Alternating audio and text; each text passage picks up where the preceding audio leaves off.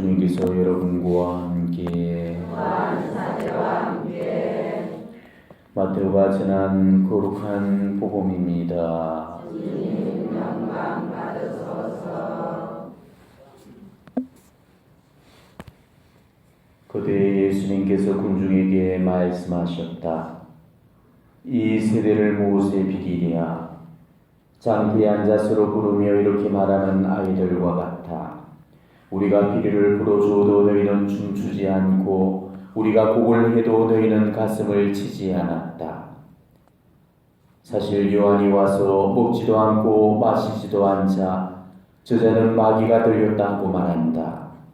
그런데 사람의 아들이 와서 먹고 마시자 보라 저자는 먹보요 술꾼이며 세리와 죄인들의 친구다 하고 말한다. 그러나 지혜가 옳다는 것은 그 지혜가 이룬 일로 드러났다.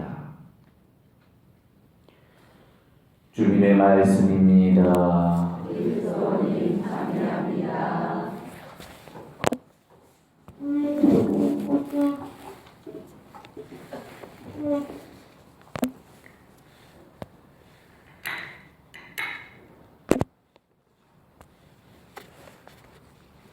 우리가 피리를 불어주어도 너희는 춤추지 않고 우리가 곡을 해도 너희는 가슴을 치지 않았다.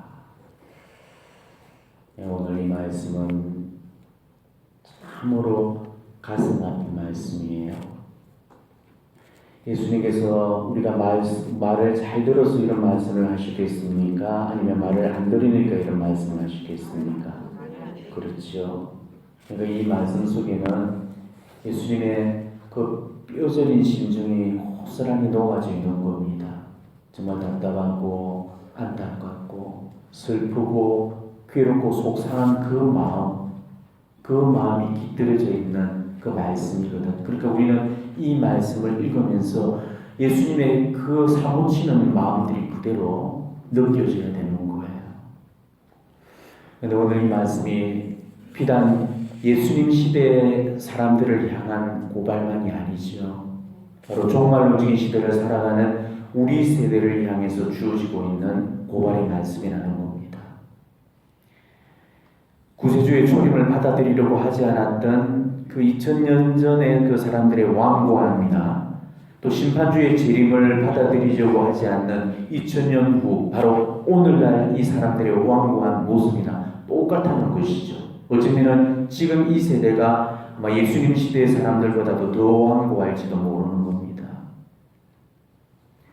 세례자 요한과 예수님은 사람들을 향해서 한 목소리로 외쳤죠. 회개하라. 하느님 나라가 가까이 왔다. 그렇지만 사람들은 이 세례자 요한과 예수님의 내놓는 그 부르심 앞에서 냉소적이고 회의적인 그런 반응을 보였죠. 그 말씀 앞에 신앙적인 결단을 내려야 되는데도 미온적인 태도를 취했던 겁니다. 그러니까 예수님 눈에는 이런 당대의 그런 사람들의 모습이 마치도 그 장터에 앉아가지고 놀이를 하는 그런 애들처럼 비춰졌던 겁니다. 당시에 애들은 어른들 흉내를 내면서 결혼식 놀이라든지 장례식 놀이를 많이 했거든요. 우리도 어릴 때 그런 놀이를 하잖아요. 이런 놀이 있죠. 우리 집에 왜 왔니? 왜 왔니? 꽃 찾으러 왔단다. 또 무슨 곳을 찾으러 왔느냐? 예쁜 곳을 찾으러 왔단다. 그죠? 이거 할 때 우리가 한쪽에서는 이렇게 하면 받는 사람들 뒤에 가고 또 뒤에 있는 사람들 앞으로 갈 때 또 우리가 뒤에 가면서 서로 계엄을 주고받으면서 장단을 맞추고 노는 그런 놀이였잖아요. 그러니까 예수님께서 말씀하셨던 이 놀이도 지금은 우리가 정확하게 그게 어떤 놀이인지 그 놀이가 오늘날까지 이렇게 전래되지 않고 있기 때문에 잘 몰라요. 하지만은 아마 이런 거와 유사한 그런 놀이가 아니었을까 그렇게 추정을 해보고 있습니다. 아무튼 간에 한쪽이 피리를 불면 한쪽은 춤을 춰줘야 되고 또 한쪽이 곡을 하게 되면 한쪽은 가슴을 쳐줘야 그게 노는 놀이가 되는 거죠. 피리를 불 때 춤을 춰줘야 신명이 나잖아요. 곡을 할 때 또 가슴을 쳐줘야 장단이 맞아 떨어지는 거고. 그런데도 한쪽이 신명을 해도 전혀 반응을 보이지 않습니다. 애곡을 해도 반응을 보이지 그거는 놀이의 흥을 깨워버리는 것이잖아요. 예수님은 바로 이 놀이를 비유로 들어가지고 사람들의 완고함을 고발하셨던 겁니다. 완고함. 오늘 제가 여러분과 나눠야 될 이 복음적 주제가 완고함입니다. 먼저 세례자 요한이 예수님보다 먼저 와서 애국을 했죠. 요한은 회개를 부르짖으면서 자기 죄 앞에 애통해라고 그렇게 부르짖었습니다. 그러니까 요한은 자기 죄를 애통해하는 것을 회개의 시작으로 봤던 것이죠. 그래서 죄에서 죽는다는 것이 과연 어떤 모습인지, 죄에서 죽은 자기 삶을 몸소 보여줌으로 인해서 사람들이 자기 가르침을 믿고 받아들이도록 그렇게 했습니다. 그래서 죄에서 죽은 자기 삶을 장례 분위기처럼 그렇게 연출을 시켰던 것입니다. 그래서 거의 먹지도 마시지도 않았죠. 생존에 필요한 극히 소량의 음식만을 섭취를 했습니다. 술도 일절 마시지를 않았거든요. 철저하게 금욕주의적인 그런 생활을 했습니다. 그뿐이 아니었죠. 아무도 없는 사막에 홀로 기거를 하면서 낙타터로 타고 가죽띠만 두르고 메뚜기와 돌꿀을 먹으면서 살았습니다. 그러니까 먹을 거, 입을 거, 자는 거 이런 것마저 최소화해가지고 최소한의 의식주로만 그렇게 생계를 꾸몄던 것이죠. 우리나라도 그랬잖아요. 예전에 부모 상을 당하게 되면은 부모를 돌아가시게 만든 그런 죄인이라 해서 상주는 식음을 준비했죠. 그러면서 화려한 의복을 벗고 상복으로 갈아입죠. 그리고 3년간 홀로 기거를 하면서 부모 무덤을 지킨 연후에야 이제 나중에 탈상을 하게 됩니다. 바로 요한도 마찬가지였죠. 이 자기 삶을 이런 장례 분위기로 만들었던 것입니다. 스스로 주인이라는 그런 자아의식 속에서 안락하고 편안한 그런 삶을 버리고 불편하고 고단한 삶을 선택을 했던 것입니다. 그래서 철저한 자기 쇄신과 회개의 그 삶을 자기 몸뚱이로, 자기 삶으로 보여줬던 거죠. 봐라, 회개는 이렇게 하는 거야. 회개한 사람은 적어도 내처럼 이렇게 살아야 돼. 이거를 자기 온몸으로 애국을 통해서 표현을 했던 거예요. 그러면서 사람들에게 회개해라, 하느님 나라가 가까이 왔다라고 외쳤던 것이죠. 이렇게 요한의 울부짖는 소리를 들으면서 사람들은 저런 모습으로 살지 못하는 자기 모습을 가슴 아파하면서 슬퍼하면서 가슴을 쳐야만 되거든. 그런데도 사람들은 어땠습니까? 그런 요한의 애국 소리에도 아무런 반응조차 보이지를 않았죠. 오히려 요한에게 욕과 비난을 부었습니다. 사막에서 회개망측한 몰골로 살아간다면서 악령에 사로잡혀가지고 그렇게 어둡고 침울한 생활을 한다고 매도를 해버렸죠. 그리고 이번에는 또 예수님이 와서 피리를 꺼내들고 불었어요. 근데 예수님은 요한처럼 장례 분위기를 연출하지 않았죠. 그와는 정반대로 혼인잔치 분위기를 냈습니다. 금욕생활도 하지 않았고 사람들과 떨어져서 홀로 기거하지도 않았습니다. 요한과는 정반대로 오히려 사람들과 먹고 마시면서 함께 어울려졌죠. 그야말로 그 삶이 온통 잔치 분위기였습니다. 그래서 첫 기적에서부터 물을 술로 만드는 기적을 베푸셨던 것이죠. 사람들이 그런 예수님의 모습을 바라보면서 하도 먹고 마시기만 하니까 왜 당신네들은 단식을 안 하냐고 그렇게 따져왔죠. 근데 예수님이 뭐라고 그러셨습니까? 혼인잔치에서 신랑이 함께 있는 동안에 단식할 수 있겠느냐? 신랑을 뺏기는 날까지는 우리는 단식을 안 하겠다. 그러면서 이 먹고 마시면서 흥을 돋웠잖아요. 그러니까 예수님도 그 회개의 삶을 세례자 요한처럼 외쳤지만은 몸으로 삶으로 보여주되, 봐봐, 회개는 이런 거야. 회개한 사람은 이렇게 살아야 돼. 그러면서 회개하는 삶이란 것은 기쁨이 있어야 돼. 너희들 삶 안에서 춤을 잃어버려서는 안 돼. 그러면서 당신의 온몸으로 피리를 부르면서 그 기쁨의 피리 소리를 듣고 춤을 추라고 그것을 요구를 했죠. 그러니까 예수님은 이 또 요한과는 전혀 다른 방식으로 하나님 나라를 선포를 했던 것이죠. 자, 그렇다면 이 사람들은 요한한테서 받았던 것을 예수님께서 해주셨잖아요. 그러니까 예수님의 초대에는 적어도 응해 줬어야 되죠. 그래서 춤추고 환호하면서 화답을 해줬어야만 됩니다. 그런데도 사람들 반응은 어땠습니까? 예수님 피리에도 전혀 반응하지 않았죠. 오히려 그런 예수님을 먹고 마시는 먹부요 술꾼으로 뭐라고 붙였습니까? 자, 보십시오. 금욕 생활을 했던 세례자 요한한테는 금욕 생활을 한다고 꼬투리를 잡았죠. 금욕 생활을 하지 않는 세례자 요한, 예수님한테는 금욕 생활을 하지 않는다고도 꼬투리를 잡아버렸습니다. 결국 이 요한은 즐거움을 모른다고 거부를 당해버렸죠. 예수님은 즐거움만 찾는다고 또 배척을 받아버렸습니다. 사람들은 슬퍼하는 요한한테는 춤추기를 바랬고요. 또 기뻐하는 예수님한테는 탄식하기를 바랬던 겁니다. 결국은 이 피리와 애곡, 이 둘 다가 사람들을 만족시키는데 결국 실패하고 맙니다. 자, 그렇다면 왜 애곡과 피리가 실패를 했겠는가? 애곡과 피리가 잘못되어서가 그런 게 아니죠. 이게 바로 인간의 완고함 때문이라는 것입니다. 사람이 완고해지게 되면은 뭘 하든 잘하든 못하든지 간에 그것을 받아들이려고 하지 않죠. 그렇기 때문에 애곡과 피리가 아니어도 그 무엇으로도 아마 그 사람들의 반응을 끌어낼 수가 없었을 거예요. 거꾸로 예수님이 만약에 탄식을 하고 요한이 춤을 췄다고 하더라도 결과는 마찬가지였을 거라는 겁니다. 진리를 향해서 마음을 열지 못하면은 관심은커녕 결국 악에 찬 그런 비난 소리만을 이렇게 내뱉게 되는 것이죠. 어쩌면 오늘 이 비유 말씀은 우리 세대를 향한 그런 고발이 될런지도 모릅니다. 우리 세대가 바로 이런 완고함을 보여주고 있거든요. 세상의 종말이 가까워오는데도 아무런 준비를 할 생각을 안 하죠. 관심도 갖지를 않고 아무도 하려고 하지도 않습니다. 예수님의 재림이 준비가 되는, 그러니까 이 세대 모든 시대를 통틀어서 가장 중대한 그 시대를 우리가 살고 있으면서도 재림과 종말이라는 이 주제가 사람들의 마음을 움직이지 못하고 있다는 이 아이러니를 우리가 어떻게 설명할 수 있겠습니까?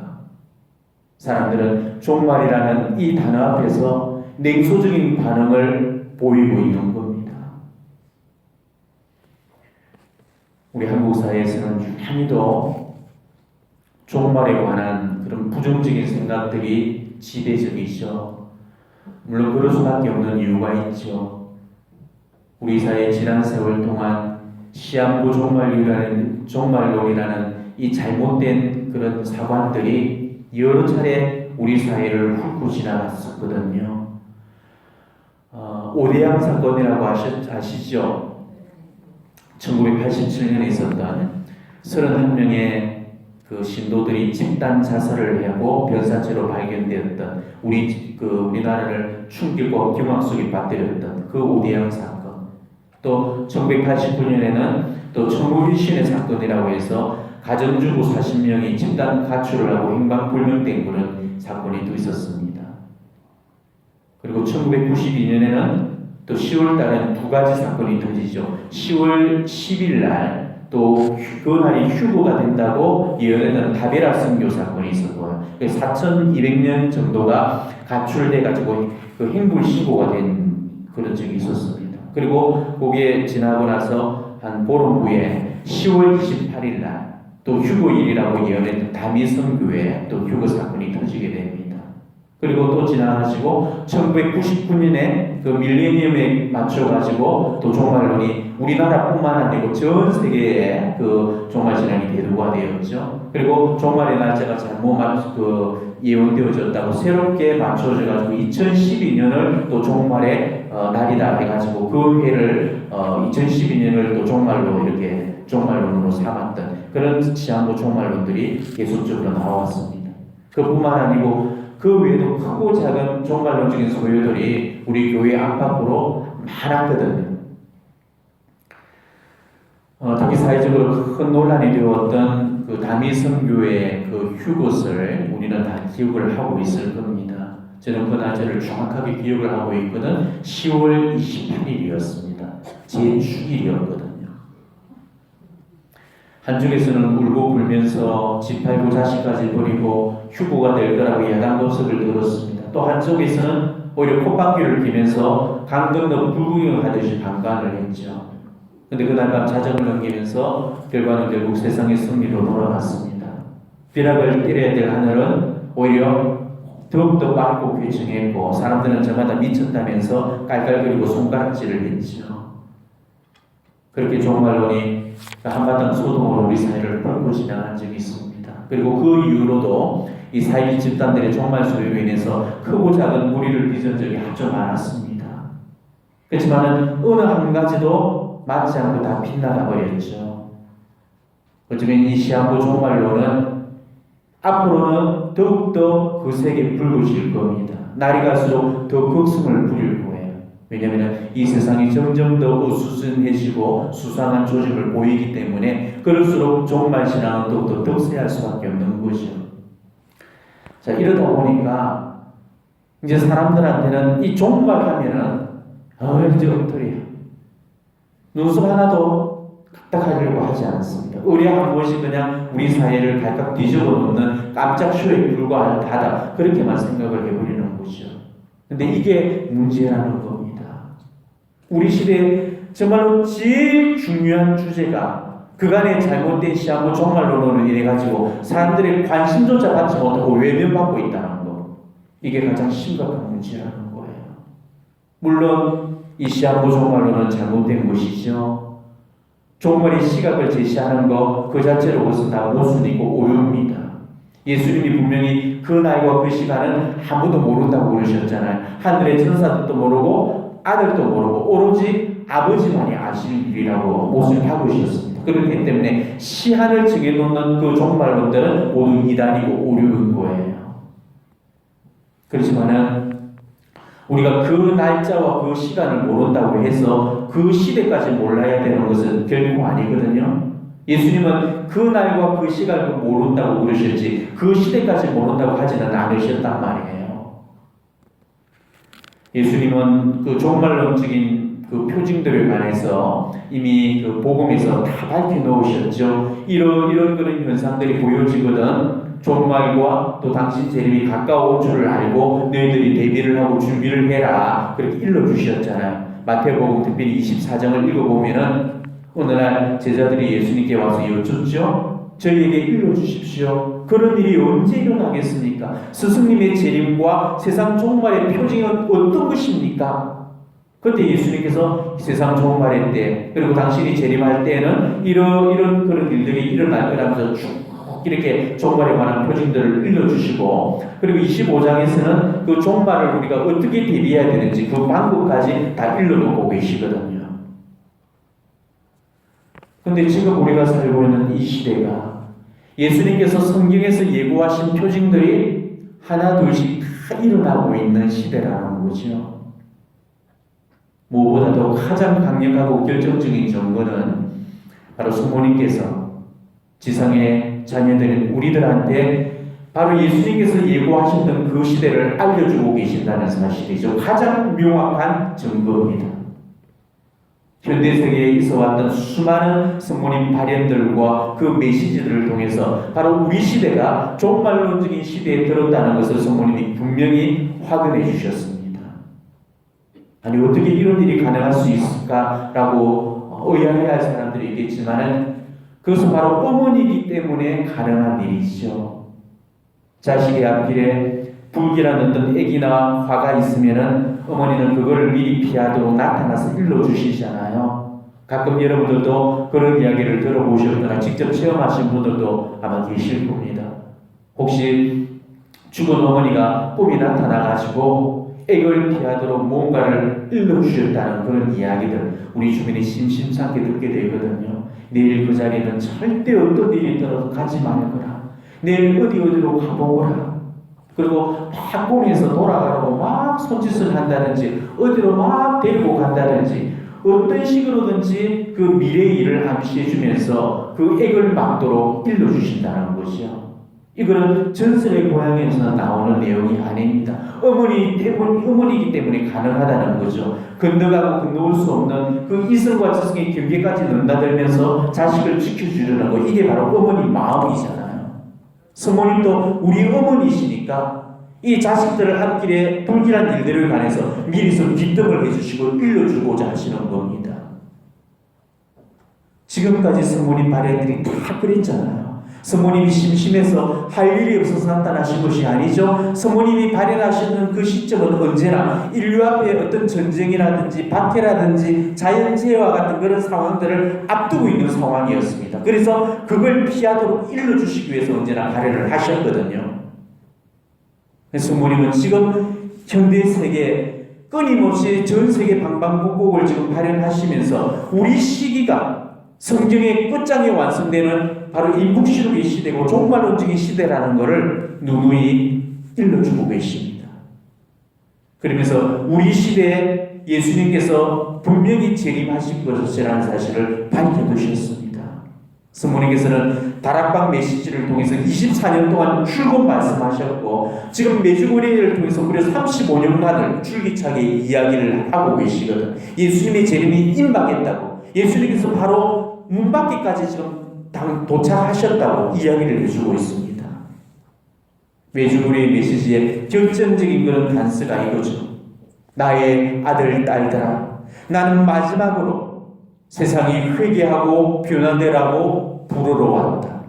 이 이후로 나는 더 이상 이 세상에 발현하지 않을 것이다. 그러니까 매주고리에 발현을 끝으로 더 이상 이 세상에 발현하지 않겠다고 그러셨습니다. 그리고 또 이렇게 말씀하십니다.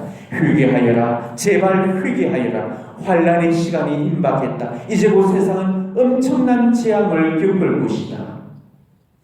뭐 이런 메시지들이야 원체 많으니까 제가 다 읽어드릴 수가 없을 정도입니다. 지금 다락방 책, 이 책 한 권이 전부가 그런 내용이죠.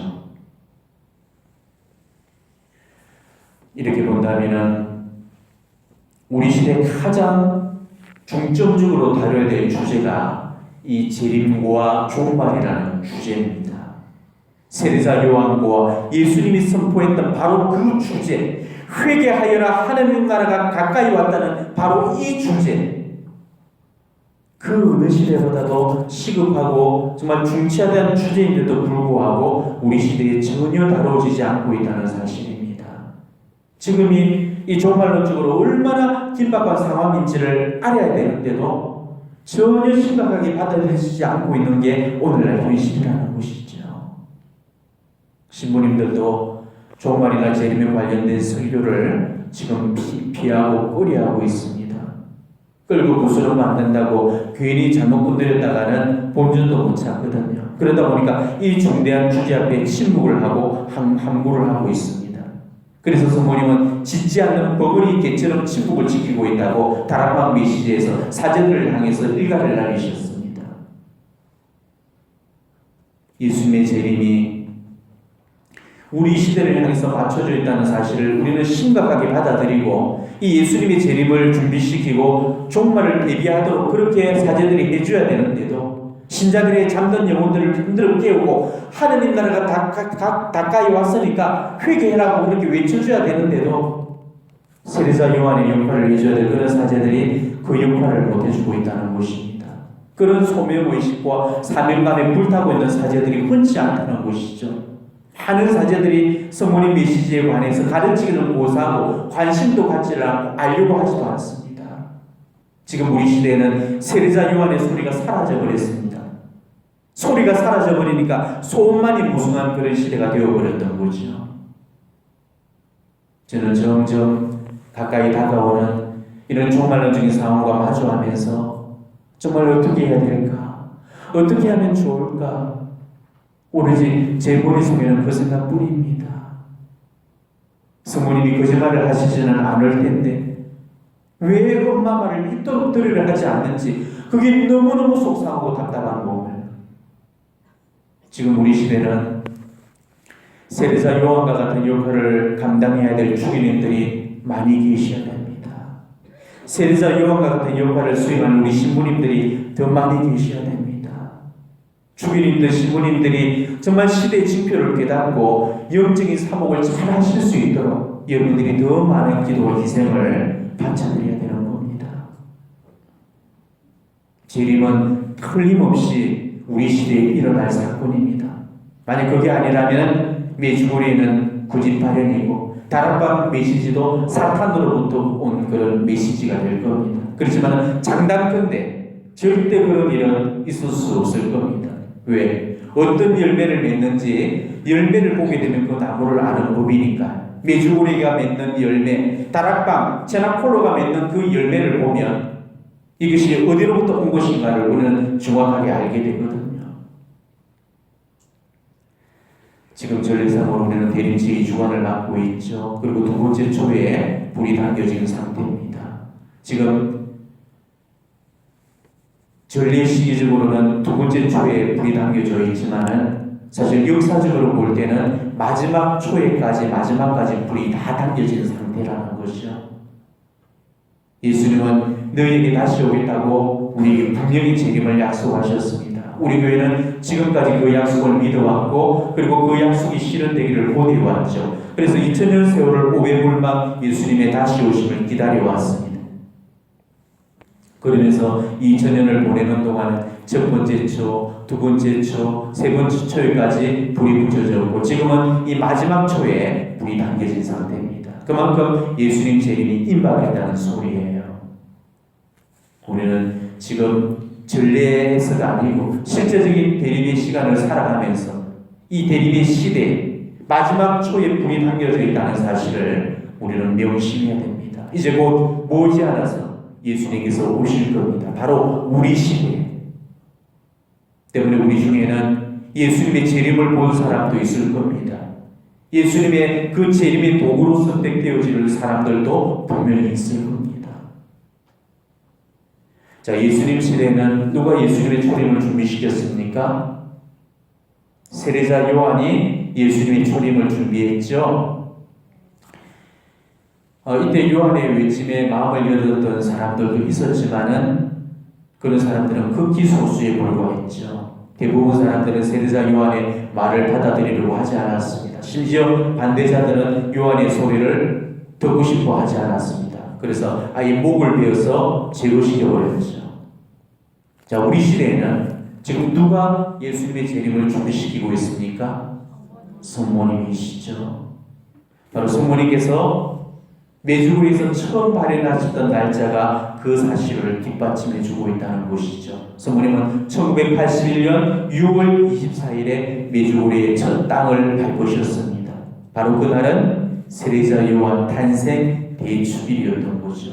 회개하여라 하느님 나라가 가까이 왔다는 그 세례자 요한처럼 성모님도 바로 하느님 나라가 가까웠으니 회개하라 하시면서 예수님의 재림을 준비시키고 계신다는 것을 6월 24일 세례자 요한 대축일이 바로 그것을 이야기를 해주고 있다는 것이죠.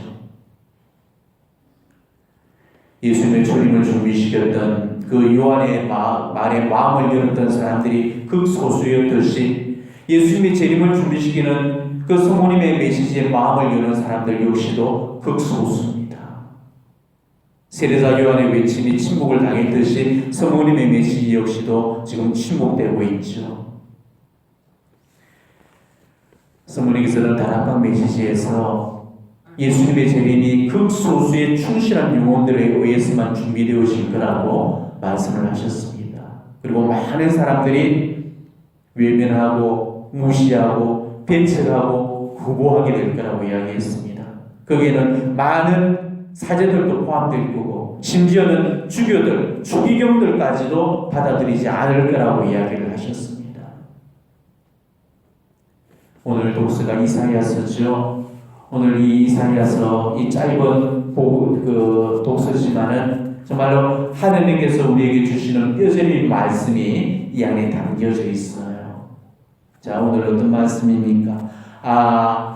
네가 내 계명들의 주의를 기울였다면 너의 평화가 강물처럼 네 의로움이 바다 물결처럼 넘실거렸을 것을 네 후손들이 모래처럼 네 몸의 소성들이 모래알처럼 많았을 것을 그들의 이름이 내 앞에서 끊어지지도 없어지지도 않았을 것을 이렇게 하죠. 네가 내 계명들의 주의를 기울였다면 자, 이 말씀은 바로 탄식이고 비탄의 소리죠. 계명의 주의를 기울였다는 말입니까?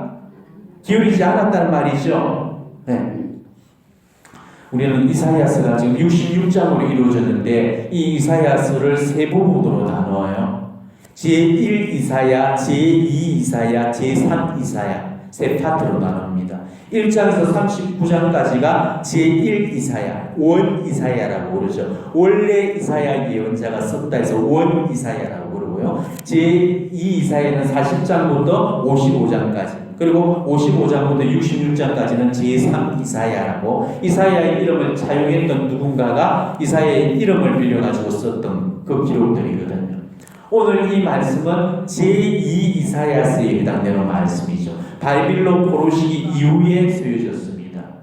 오늘 이 말씀의 요지는 하느님 말씀을 지키지 않음으로 인해 가지고 돌이킬 수 없는 벌을 받아야 했던 그 바빌론 사건, 바빌론 유배 그 사건을 상기하라는 말씀이에요. 네가 내 계명들의 주의를 기울였다면, 이 말씀이 얼마나 폐절인 말씀인지 몰라. 하느님의 계명에 주의를 기울이지 않았던 그 결과 유다는 결국은 패망과 왕국의 처지로 전락되어 버렸잖아요. 유다 왕국의 파국은 우리가 생각하게 하는 것보다 훨씬 더 비참하고 처참했습니다. 하느님의 도성 시온이 완전히 무너지고 회파되었습니다. 그 위용에 찼던 그 화려했던 난공불락에서 그 예루살렘이 초토화되어 버렸죠. 곳곳마다 시체로 절비했습니다. 누구 하나 그 시체를 치워주는 사람 하나 없었죠. 산 사람들의 통곡 소리가 예루살렘 성을 찌릉찌릉 울어댔습니다. 그리고 왕과 고관 대장에서부터 최하층의 남녀노소에 이르기까지 죄다 바빌론으로 다 끌려가 버리죠. 힘없는 늙은이하고 어린 애들만 예루살렘에 버려졌습니다. 예루살렘의 처참한 황폐화가 이루어졌죠. 이거는 이미 숱한 예언자들에 의해서 이미 예견되어졌던 메시지였거든요. 그렇지만 아무도 그 예언자들의 목소리에 귀를 기울이지를 않았던 것입니다. 예레미야가 피를 토하듯이 눈물로 울부짖었잖아요. 에제키엘이 자기 부인까지 죽음으로 보내면서 암시했던 예언들이었거든요. 그렇지만 사람들은 그 예언들을 하나도 받아들이려고 하지 않았습니다. 결국 그 하늘의 메시지를 철저하게 무시한 그 대가가 처절한 응징으로 돌아왔던 것이죠. 우리가 대림절에 부르는 노래 중에 하늘은 이슬비처럼이라는 성가가 바로 이거죠. 주여 분노 마옵시고 우리 죄악을 기억 마옵시며 주의 성읍 광야되고 시온이 광야되었으며 예루살렘 황폐하였고 주를 찬송하는 성전이 황무지가 되었나이다. 이 노래는 바로 초토화된 그 유다의 처절한 상황을 노래로 표현했던 거예요. 어쩌면 이 노래는 우리 시대가 불러야 될 그런 노래가 될는지도 모른다는 것입니다. 지금 우리 시대는 유다의 멸망을 앞두고 있는 데와 무서울 정도로 지금 닮아 있습니다. 재앙 앞에 너무나도 준비가 되지 못하고 있는 세상. 저는 불현듯 예수님의 세상 두 번째 방문이 그렇게 부지불식간에 덮쳐온다면 과연 세상이 어떻게 될까를 한번 생각해 봤습니다. 정말 상상하기조차 싫을 만큼 아찔한 순간에 일 거라고 저는 여겨집니다. 그래서 저는 간절히 기도합니다. 예수님, 아직도 저에게는 시간이 필요합니다. 너무나 많은 영혼들이 지금 준비가 되어 있지 못합니다. 제발 당신의 자비를 거두지 말아 주십시오. 저희에게 시간을 더 주십시오. 어머니, 저희를 포기하지 말아 주십시오. 어머니, 저희를 떠나가지 말아 주십시오. 이게 제 기도의 탄원입니다. 네가 내 계명들의 주의를 기울였다면, 바로 이 말씀처럼 바티마에서 성모님께서는 이와 유사한 말씀을 하셨죠. 너희가 내 말을 듣지 않는다면 이라는 말씀이었죠. 너희가 내 말을 듣지 않는다면 러시아는 전 세계에 오류를 퍼뜨릴 것이고 전쟁을 일으키고 선교에 대한 박해를 일삼을 것이다. 그리고 수많은 선량한 사람들의 순교를 당하게 될 것이고 교황은 더 큰 고통을 받을 것이고 여러 나라가 무너지게 될 것이다. 인류가 20세기에 들어서 그런 끔찍한 벌을 2번씩이나 받아야 됐던 이유도 결국은 어머니의 말씀을 듣지 않았기 때문이죠. 어머니의 그토록 강국한 고세에도 불구하고 이태리와 독일과 일본과 러시아가 결국 잘못된 선택을 해버리고 말잖아. 그래서 인류는 제2차 세계대전이라는 역사상 유례없는 가장 끔찍한 재앙을 만날 수밖에 없었던 것입니다. 사람들이 성모님 경고에 귀를 기울여서 하느님 마음을 상하게 하는 일을 멈췄더라면 적어도 그런 벌은 받지를 않았을 겁니다. 근데 성모님은 분명히 경고하셨죠. 너희가 내 말을 듣지 않는다면, 너희가 내 말을 듣지 않는다면, 이 얼마나 뼈저린 체험이었습니까? 우리는 5천만 명의 희생자를 읽고 나서야 비로소 성모님의 말씀을 이해할 수 있었거든요. 인류는 성모님의 말씀에 귀담아 들어야 했습니다. 성모님의 요청에 응했더라면 충분히 막을 수 있었던 전쟁이었고 재앙이었었거든요. 너희가 내 말을 듣지 않는다면이라는 이 간곡한 고소를 외면해버렸던 결과였습니다.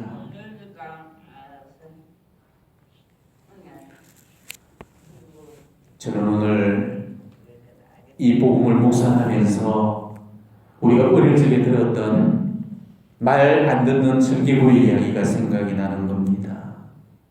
엄마 말을 안 듣고 엄마 시키는 일은 반대로만 했던 청개구리가 결국 어떻게 됐습니까? 엄마가 죽을 때야 비로소 잘못을 깨닫죠. 그리고 엄마 말을 잘 듣겠다고 그때서야 이제 결심을 했잖아요. 근데 엄마는 죽어가면서 산에다가 묻어달라는 그런 유언을 자식이 자꾸 거꾸로만 하니까 강에다가 묻어달라고 했는데 결국 그걸 진짜로 알아듣고 엄마를 강가에 묻어버리잖아요. 그래서 비만 오면 엄마 무덤이 물에 휩쓸려 갈까봐 걱정하면서 붓을 비운다는 그 사연. 청개구리의 그 때늦은 후회와 뉘우침이 오히려 더 큰 악재를 불러왔잖아요. 우리가 때늦은 후회를 할 때 이미 그때는 뉘우침보다는 오히려 더 큰 후회를 할 수도 있다는 것입니다. 우리가 절대 잊지 말고 기억해야 될 사실 한 가지는 예수님 시대에 정말 극히 소수의 사람들만이 요한과 예수님의 초대를 받아들여서 천국의 좁은 문으로 들어갔다는 사실입니다. 그들에게 구원의 기회가 없었던 것은 아니었죠. 그들에게 구원을 알릴 선지자나 메시아가 없었던 것도 아니었습니다. 구약의 마지막 예언자였고 그만큼 큰 인물이 없다 할 정도로 예수님마저도 인정해줬던 그런 세례자 요한을 보고서도 그 사람들의 마음은 움직여지지 않았던 것입니다. 하느님이시고 구세주이시던 분 앞에서도 그 사람들은 마음이 움직여지지 않았습니다. 피리를 불어도 춤추지를 않았고 곡을 해도 가슴을 치지 않았던 것이죠. 우리가 피리를 불어도 춤추지 않고 곡을 해도 가슴을 치지 않았다. 오늘 이 말씀은 지금 우리 시대를 향한 그런 경고일 것입니다. 아무리 외쳐도 귀를 닫고 마음을 닫은 그 완고한 우리를 향해서 지금 고발하시는 오늘의 말씀인 거죠. 가슴도 치지 않고 춤도 추지 않는 기쁨에도 슬픔에도 아랑곳하지 않는 이 완고함. 저는 이게 우리가 만나게 될 가장 큰 심판이 될지도 모릅니다. 눈물도 잃어버리고 기쁨도 잃어버린 이 완고함이 우리가 앞으로 받게 될 가장 큰 심판이 되어질 겁니다. 오늘은 과다루페 성모님 발현의 시연자인 후안 디에고 스님 기념일이죠. 1531년에 성모님은 멕시코의 과다루페에 발현하셨습니다. 이때 단 2번의 발현과 이적을 그것도 후안 디에고에게만 보여줬습니다. 그렇지만 그럼에도 불구하고 그 당시에 많은 사람들은 바로 그 사실을 믿고 받아들였고 결국 멕시코 인디오들이 전부 다 회개를 해버렸죠. 마치 니네베 사람들이 그 요나의 외침을 듣고 베옷을 걸쳐 입고 단식을 선포하면서 전부가 다 회개를 했던 것과 같은 사건이 실제로 일어났던 것이죠. 우리한테서 지금 요구되는 결단이 이거라는 겁니다. 그런데 왜 우리한테는 이런 회개가 없고 이런 결단이 없다는 것입니까? 너무나 많은 사람들이 지금 성모님의 메시지에 귀를 기울이고 하지 않고 그 말씀을 받아들이고 하지도 않는다는 것이죠. 메주리의 발현이 무려 35년째입니다. 35년 세월이 짧은 세월인가요? 인류와 세상을 향해서 끊임없이 호소하시면서 메시지를 주고 계시지만은 대부분의 사람들이 귀를 기울이지도 않고 관심조차 기울이고 하지 않습니다. 메주리의 적인 목격적인들이 이런 완고한 우리를 향해서 고발을 하고 있습니다. 성모님께서 오셔서 당신을 드러내시고 보이시고 여러분에게 메시지를 주시지만 여러분은 도무지 관심이 없습니다. 이번에는 성모님이 오셔서 우십니다. 그렇지만 여러분은 성모님의 눈물에도 마음이 움직이지를 않습니다. 여러분은 무엇을 생각하시나요? 도대체 어떤 것이 여러분을 깨울 수 있다는 말입니까? 정말 심각하게 우리가 드려야 될 그런 말씀입니다. 우리 시대는 그 어떤 시대 못지않게 가장 강력한 하늘의 표징들이 주어지고 있죠. 바로 하느님의 어머니께서 직접 이 세상에 개입을 하시는 놀라운 표징들이 주어지고 있단 말입니다. 그것도 지금까지의 성모님 발인과들과는 비교조차 할 수 없을 정도로 가장 오랜 시간을 가장 강력한 메시지로서 지금 고소를 하고 계시다는 것이죠. 여러분은 35년이 회개하기에 짧고 부족하던 세월이라고 생각됩니까? 아직도 회개를 하기에는 더 많은 시간이 필요하다고 생각됩니까? 예수님께서 당신의 어머니를 당신 재림의 선구자로서 선지자로서 보내주고 계시다면 이보다도 더 확실하고 강력한 표징이 이 세상에 어디가 있겠습니까? 그런데도 또 얼마나 더 강력한 표징들이 주어져야만 우리가 믿을 수 있겠습니까? 우리는 지금 이 시대에 개입하시는 하느님 어머니의 중지에 대해서 정말 그 심각성을 깨달아야만 되는 겁니다. 다락방 메시지를 읽어보셨다면 아마 여러분들이 공감을 하실 겁니다. 메시지 하나하나가 얼마나 간곡하고 절박한 심정을 담고 있는 내용인지, 얼마나 절절한 그 사무치는 고소인지, 그냥 자문자문하는 말씀인지, 피를 토하듯 외치는 절규인지. 예수님 시대에 세례사 요한이 있었다면 우리 시대에는 성모님께서 우리와 함께하고 계십니다. 세례자 요한이 외쳤던 회개하여라 하느님 나라가 다가왔다. 바로 그 말씀은 지금 성모님을 통해서 우리 시대에 여전히 선포가 되고 있습니다. 예수님의 재림이 가까웠다고 회개하라고 성모님께서 지금 또 눈물로 호소를 하고 계시는 겁니다. 그렇다면 지금 우리는 과연 뭘 하고 있습니까? 성모님께서 피를 부시고 곡을 하시는데도 우리는 지금 어떠한 반응도 보이려고 하지를 않습니다. 성모님이 다락방 메시지를 주시니까 그 메시지는 너무 강해서 받아들일 수 없다고 그렇게 이야기를 합니다. 성모님께서 이번에는 메주고셀의 메시지를 통해서 아주 쉬운 용어로 아주 부드럽게 이야기를 했으니까 그 얘기는 너무 뻔한 얘기를 하신다고 또 받아들이려고 하지 않습니다. 그래서 다락방 메시지도 가짜라고 그러고 메주고셀도 가짜라고 그럽니다.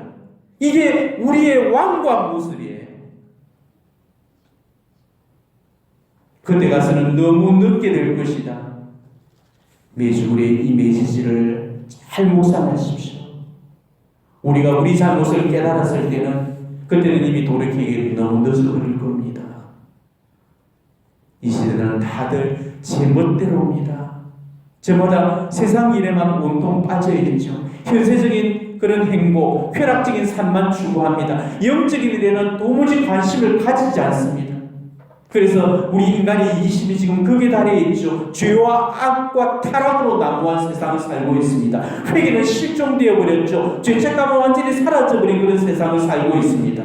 구원과 영생, 관심밖에 일이 되어버렸습니다. 오로지 돈벌이에만 희란이 되고 있는 그런 세상입니다. 멸망의 길을 걸어가고 있음에도 불구하고 자기가 어디를 향해 가고 있는지 못한 그런 영혼들을 지금 흘러넘치고 있는 거예요. 저는 우리 시대가 멸망을 앞둔 그 유다 왕국의 모습과 정말 무술 만큼 두려울 정도로 닮아있다는 그런 생각을 치울 길이 없습니다.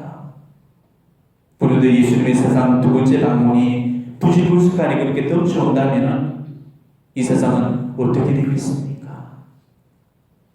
이제 우리는 세상 놀이를 그만 중단하고 정말 주님의 놀이에 응하는 삶을 선택을 해야 됩니다. 피리를 물고 곡을 해도 춤도 안 추고 가슴도 치지 않고 그저 먹고 마시고 시집가고 장가가고 사고 팔고 이 세상 놀이, 세상 재미에만 빠져가지고 무응답의 삶을 살아가서는 안 된다는 것이죠. 내가 원하는 것, 내가 좋아하는 것, 내 기호, 내 취향들 내려놓고 정말로 우리 주님께서 원하시는 것, 성모님께서 바라시는 그 삶을 향해서 우리 삶이 열려져야 되는 것입니다. 그래서 정말로 웃어야 될 때 웃어야 되고 울어야 될 때 울 수 있어야 되는 것이죠. 회개하여라는 성모님의 애곡 소리에 귀를 열어서 정말 자기에 대한 속죄의 눈물을 우리는 흘릴 줄 알아야 됩니다. 하느님 나라가 가까이 왔다는 이 성모님의 피리 소리를 들으면서 허리를 펴고 머리를 들라고 하신 우리 주님의 말씀처럼 그 예수님의 오심에 대해서 우리는 설렘과 감격과 기쁨으로 그것을 드러내야 되는 거예요. 세리자 요한이 그랬듯이 우리도 이 예수님의 재림의 위대한 성전자들로 우리 이 세상을 향해서 이 세상 앞에 설 수 있도록 준비되어져야 되고 양성되어져야 되는 것입니다. 세리자 요한이 어떤 삶으로 준비를 했는지를 우리가 성찰을 해보고 기복적인 우리 신앙의 틀을 부수고 철저한 자기 세신과 회개의 삶을 우리부터 다시 시작을 해야 되는 것입니다. 우리가 지금 파티마 세계사도직의 회원으로 활동을 하고 있고 지금 이렇게 철야를 다니고 있고 묵주기도를 100단씩이나 바치고 있는 이유가 나 하나만의 그런 기복적인 신앙을 위한 거라면은 그거는 너무나 이기적인 것이죠.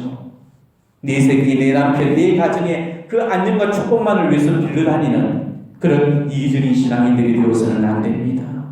우리는 성모님께서 특별히 지목하시고 불러주신 영혼들이잖아요. 아무나 마리아의 길을 걷지 않습니다. 아무나 마리아의 선택을 받지 않아요. 성모님께서 우리를 이 자리에 불러주실 때는 너 하나만 잘 믿고 천당 오구라 그런 의향으로 불러주시지는 않으셨을 겁니다. 성모님께서는 지금 예수님의 재림을 준비시킬 협력자들을 필요로 하십니다. 세례자 요한과 같이 준비되어지는 영혼들, 바로 피 없으신 마리아 성심의 승리와 더불어서 예수님의 영광스러운 개선의 날을 위해서 우리 하나하나의 힘을 지금 간절히 필요로 하신다는 것이죠. 우리가 바로 그런 선택된 소수에 충실한 영혼이라는 사실을 깨닫고 예수님 재림의 진실한 도구들이 되었으면 좋겠습니다. 이 대림절에 이 파티마 메시지를 다시 한번 상기하시면서 과연 우리가 어떠한 각오와 자세로 예수님의 오심을 준비해야 되는지, 또 마리아의 시대를 살고 있는 우리들이 예수님의 오심을 어떻게 준비해야 되는지, 멸망을 향해서 가고 있는 그 영혼들을 위해서 얼마나 한 그런 사명감에 불타오르고 있는지 자신의 신앙 사례를 다시 한번 우리가 점검을 받고 깊이 성찰하는 그런 오늘 철야의 시간들이 되었으면 좋겠습니다. 그리고 지금 예수님이 오신다 하더라도 정말 예수님께서 내가 갈고 닦아놓은 그 길로 오실 수 있을 만큼 우리가 준비가 되고 있는지 이 대임 시기를 보내면서 특별히 자기 삶을 점검하고 반성하는 그런 시간들을 가져보시기를 진심으로 축원합니다.